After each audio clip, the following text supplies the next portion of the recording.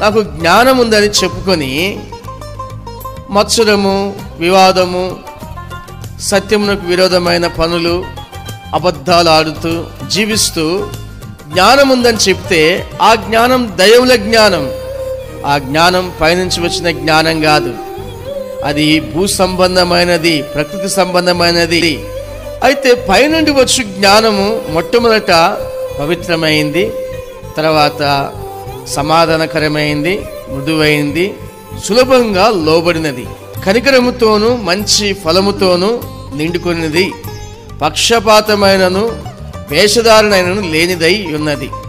మనము పైనుంచి వచ్చే జ్ఞానము పొందుకున్నామా లేదా అనేది పరీక్షించుకోవడానికి మనలో కనబడవలసినవి మొట్టమొదట పవిత్రమైన జీవితం, ఆ తర్వాత సమాధానకరమైన జీవితం, మృదువైన సులభంగా లోబడిన జీవితం. మనము దేవుని వాక్యానికి లోబడుతున్నామా? దేవుని వాక్యం ప్రకారం జీవిస్తున్నామా?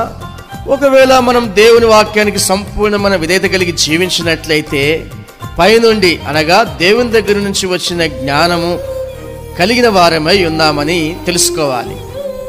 ఒకవేళ హితబోధకు విరోధంగా మాట్లాడుతూ మన చిత్తానుసారంగా జీవిస్తూ దేవుని చిత్తాన్ని దూరం చేసుకుని మన జ్ఞానము అని చెప్పి నడుచుకున్నట్లయితే అది మన జ్ఞానమే కానీ పైనుంచి వచ్చిన జ్ఞానం కాదు.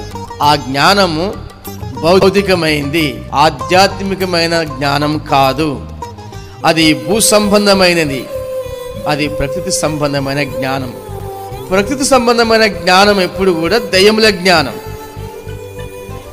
దేవుని దగ్గర నుంచి వచ్చే జ్ఞానం మాత్రం మనుషుల్ని బాగు చేస్తుంది.